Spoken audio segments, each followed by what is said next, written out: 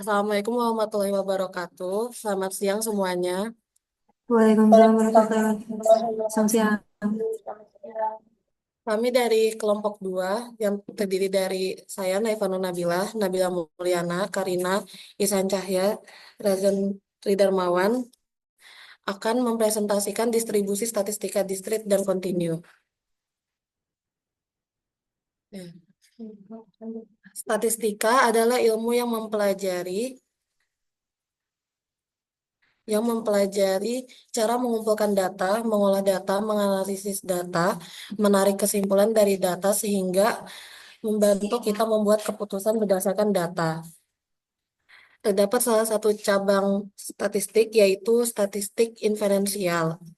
Statistik inferensial digunakan untuk menarik kesimpulan dari sampel untuk mewakili populasi. Sebagai contoh, ketika meneliti 100 mahasiswa untuk mengetahui pendapat seluruh mahasiswa di kampus.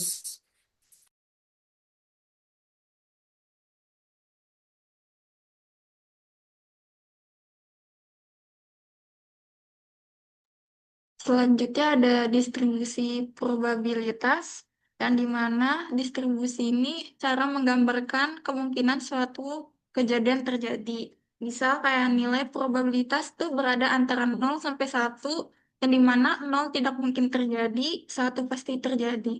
Contohnya peluang muncul angka pada koin 0,5. Yang kedua ada variabel acak, di mana variabel acak adalah nilai yang muncul dari suatu percobaan. Contohnya ada jumlah mobil yang lewat di jalan, jumlah suatu produk yang cacat, dan waktu menunggu antrian.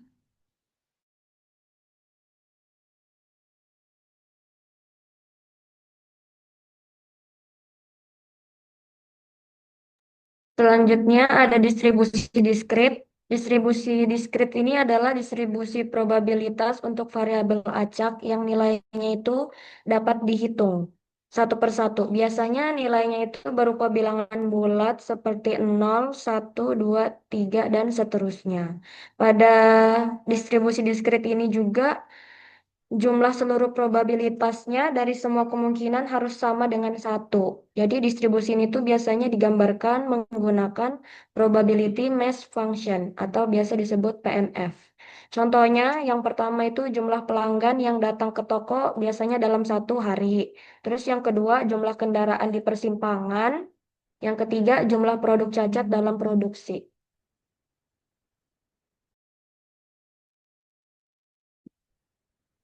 Baik, selanjutnya ada distribusi binomial. Distribusi ini digunakan untuk menghitung jumlah keberhasilan dalam percobaan. Setiap percobaan hanya memiliki dua kemungkinan hasil, yaitu sukses dan gagal. Syarat distribusi binomial yaitu percobaan dilakukan sebanyak-banyaknya.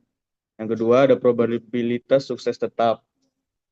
Yang ketiga, ada setiap percobaan harus independen. Contohnya yaitu produk cacat atau tidak cacat, dan lulus atau tidak lulus.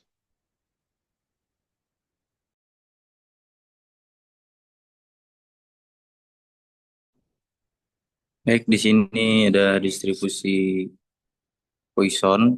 Yang pertama itu distribusi Poisson itu digunakan untuk memodelkan jumlah kejadian dalam interval, waktu atau ruang tertentu. Nah, ini cocok untuk kejadian langka atau rare event. Terus untuk karakteristiknya, yang pertama ada parameter utama atau bisa di lambda, bisa dibaca lambda sama dengan rata-rata kejadian. Terus yang kedua ada mean sama dengan variasi. Terus untuk contoh penggunaannya sendiri, yang pertama itu jumlah pelanggan datang per jam, yang kedua jumlah kecelakaan per bulan, yang ketiga jumlah kerusakan sistem dalam periode tertentu.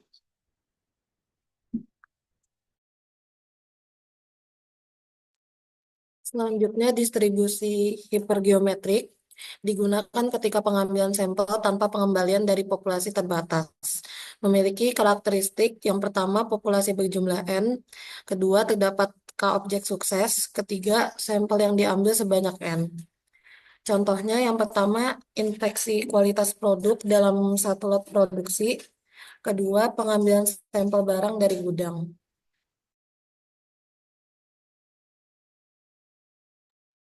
Selanjutnya ada distribusi geometrik yang dimana distrik geometrik ini probabilitas distriknya yang digunakan untuk mengetahui jumlah percobaan sampai terjadinya keberhasilan pertama.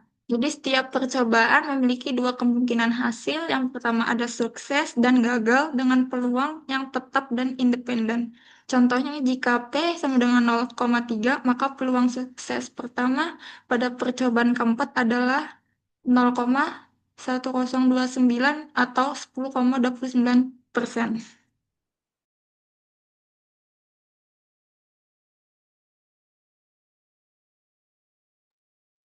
Jadi di sini ada beberapa perbandingan dan penggunaan distribusi diskrit yang memiliki fungsi yang berbeda. Di sini ada 4. Yang pertama ada binomial. Binomial itu menghitung jumlah sukses dalam N percobaan independen. Contohnya melempar koin 10 kali dan ingin tahu berapa kali munculnya pada gambar. Yang kedua ada Poisson, menghitung jumlah kejadian dalam interval waktu atau ruang tertentu. Contohnya menghitung beberapa banyak pelanggan datang ke toko dalam 1 jam. Yang ketiga ada hipergeometrik, yaitu digunakan untuk sampel tanpa pengembalian dari populasi terbatas. Contohnya mengambil bola dari kotak tanpa mengembalikan lagi ke dalam kotak. Dan yang terakhir ada geometrik, menghitung jumlah percobaan sampai keberhasilan pertama. Contohnya berapa kali percobaan sampai pertama kali berhasil dan seperti contoh lempar koin tadi.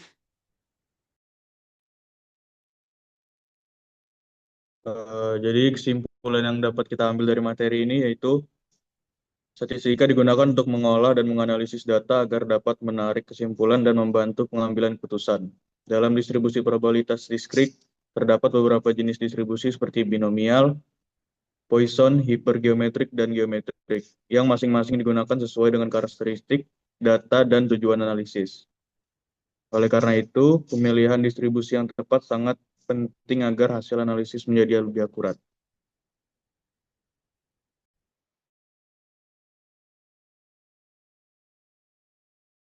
Baik, sekian pemaparan materi dari kelompok kami. Apa ada pertanyaan?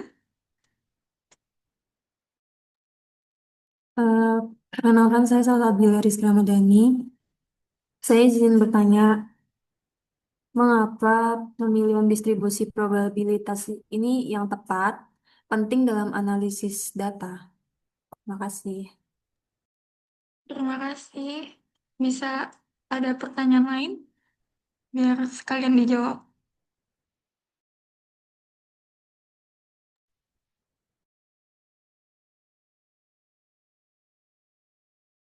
Saya ingin bertanya, jadi apa semua datanya itu selalu mengikuti atau sama dengan distribusi seperti binomial, Poisson, atau normal tadi itu? Putra, boleh ditanya ulang? Baik, pertanyaan saya, apa peran distribusi probabilitas dalam inferensi statistika?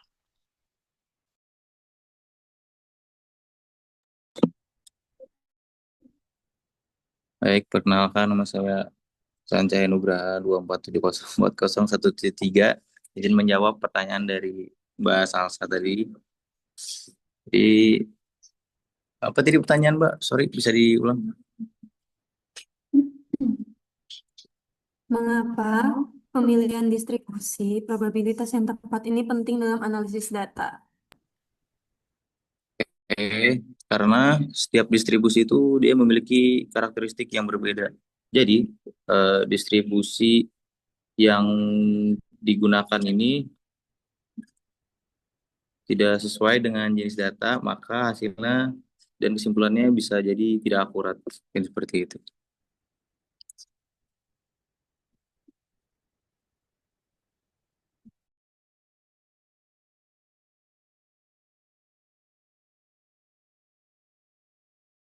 Baik, di sini saya akan menjawab pertanyaan dari Farah. Apakah semua datanya itu mengikuti seperti binomial, Poisson, atau normal?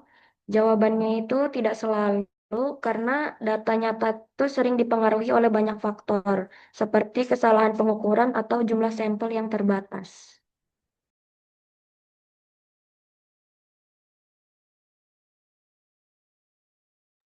Baik, selanjutnya saya akan menjawab pertanyaan dari Citra, yang dimana pertanyaannya itu apa peran distribusi probabilitas dalam inferensi statistika. Jadi, distribusi probabilitas ini membantu menghitung peluang dan juga membuat estimasi dan menarik kesimpulan tentang populasi berdasarkan data sampel.